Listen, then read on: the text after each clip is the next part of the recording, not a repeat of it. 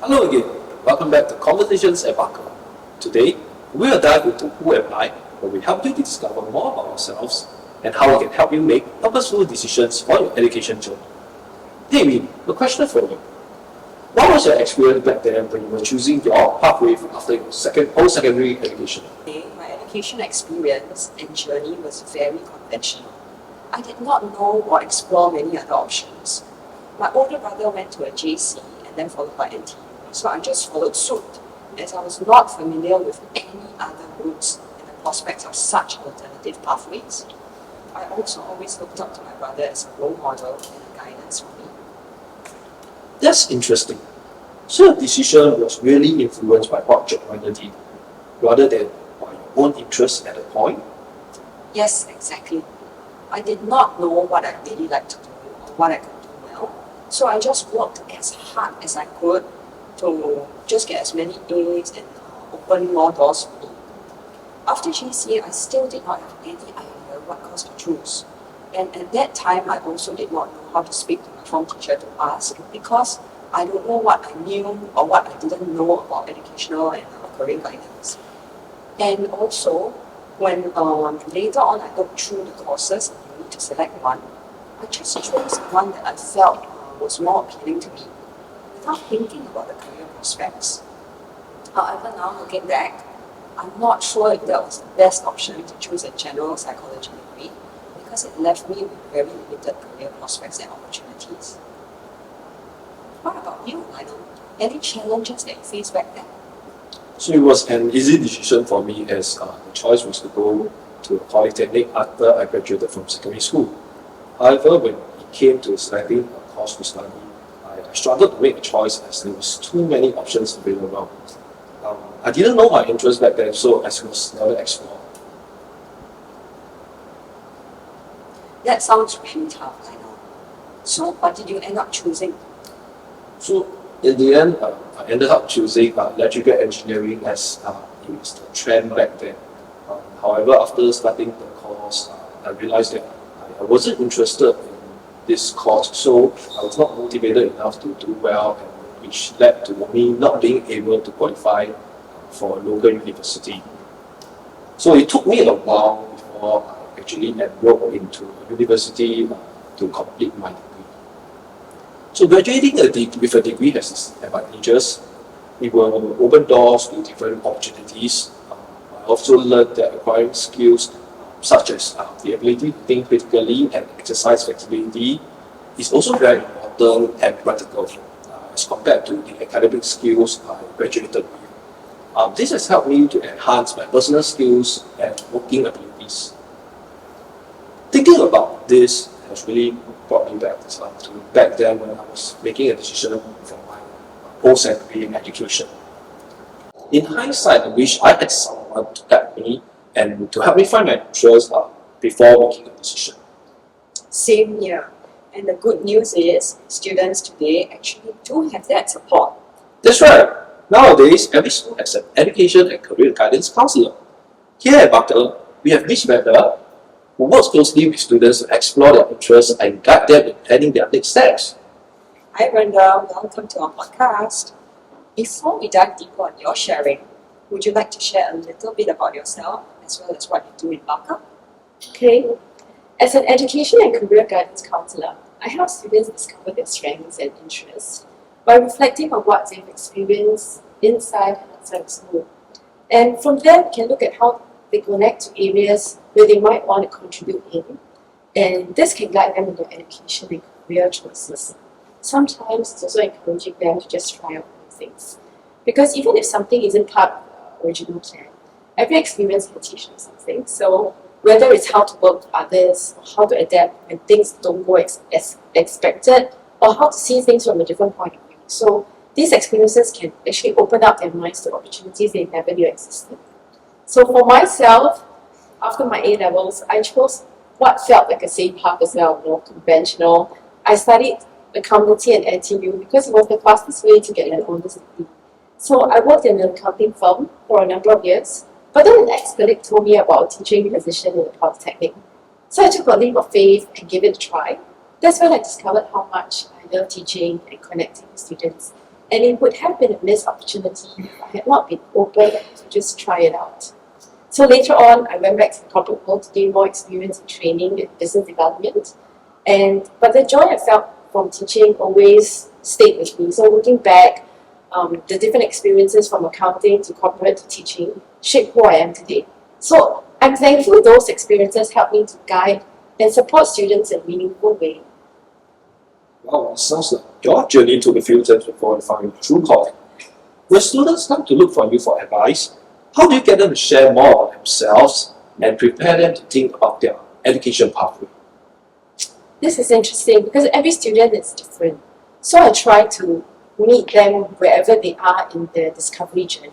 Some of them come not knowing where to start. And some may be quite certain what they want, but may benefit as well from broadening their options. I usually guide them from a mix of reflection cards and questions based on the 3 ECG questions. Who am I? Where do I want to go? How do I get there? So these help students better understand themselves when we start asking them the questions and reflect, making informed choices about their career and education paths. Sometimes students just need a little help connecting their interests to some common themes. Many of them are quite modest about their strengths, so maybe it's part of Singaporean culture. So part of my role is to help them see the soft skills they already possess or they have gained, often without them realizing it. So for example, they may have already developed like communication, empathy and problem solving skills through their VIA and CCAs. What's great is that these skills are transferable. I think we mentioned it just now. So they can be applied across many fields and careers, and we can continue to build and deepen these skills no matter what path they choose. I do encourage them to be curious and be open, to talk to people in different professions, and to go for open houses, sometimes even use AI tools to spark ideas from their interest areas. You never know, right? Understanding post-secondary pathways and admissions also help them to make informed decisions. It's good for them to actually have a mindset of adaptability and resilience, to learn to cope with and bounce back from various challenges like not getting the results they hope for, or not getting to the course they want, or the course not doing as expected, because it helps them to stay open to new opportunities and adjust when plans change, and continue to grow and learn along the way.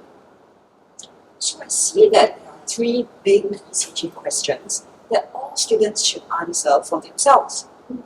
Once they are aware of these, what advice would they have to share with students to prepare for their portfolios?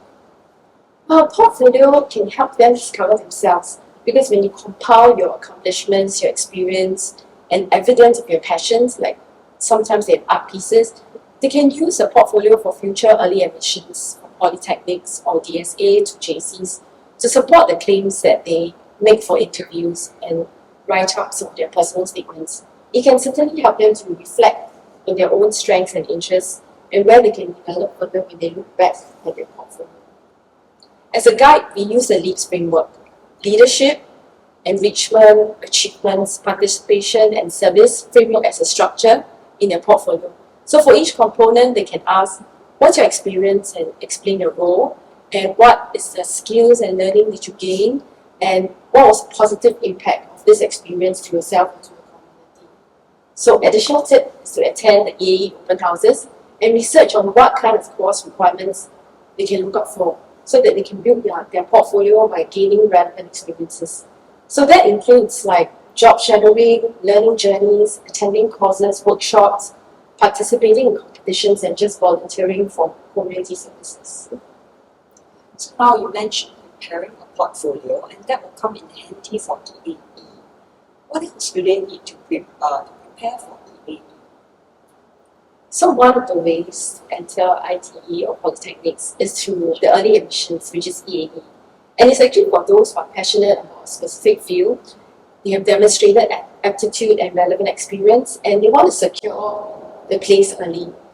It's important to also know the right reasons why you want to do the EAE, which is to pursue that course or pathway that truly matches your interests, rather than just because all my friends are doing it. Besides shortlisting the 3 courses, they do need to prepare a write-up to show strong passion in the course-specific areas, and a separate write-up to showcase their talents and achievements in areas such as entrepreneurship, leadership, community service, and arts. If they are shortlisted, They will also be invited for like interview or do some aptitude tests, which may be conducted in various formats like group or individual, and to look out for different skills for each course. Interestingly, while going through the EAE process, some students may decide, hey, actually the EAE is not for me. That's actually good in a way, because the student may need additional time to think about their future. This was the experience of one of the students who came seeking guidance to prepare a portfolio. He shortlisted 3 courses which were quite different: psychology, biomedical science, and law and management. And he wasn't sure about his choices or how he ranked them. So there were themes of him wanting to help others, but he was not exactly sure what field he wanted to do so. So in the end, he did not apply for EAE. But he came back and thanked me for processing it with him, because it helped him to realize that, okay, he preferred a JC education at this point, but the thinking process is helpful. It helps him to reflect on his aspirations and interests, and will help him in his ranking of his choices after his O-levels. I do guide them and point them to EAE resources as well, to help them write up portfolios and interviews, so that they are more confident and prepared. That's really practical, Brenda. Thanks for sharing. So just to recap, EAE is really about showing your passion and aptitude, being clear about your reasons, and preparing well through your portfolio and interview. It's encouraging to know that with the right preparation and mindsets, students can confidently take this step. I really like how you broke it down to these 3 simple but powerful questions. I think both parents and students will find that very useful. So for our viewers, whether you're a parent or a student, maybe take 10 minutes this week to reflect on these 3 questions. Who am I? Where do I want to go? How do I get there? Write them down, talk them over as a family, and you'll already be taking the first step towards purposeful decisions. Thank you all for tuning in. We hope this episode has given you fresh ideas to start conversations at home.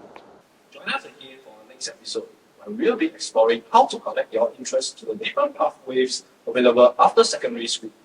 Until then, take care, and we'll see you soon on Conversations at Barker.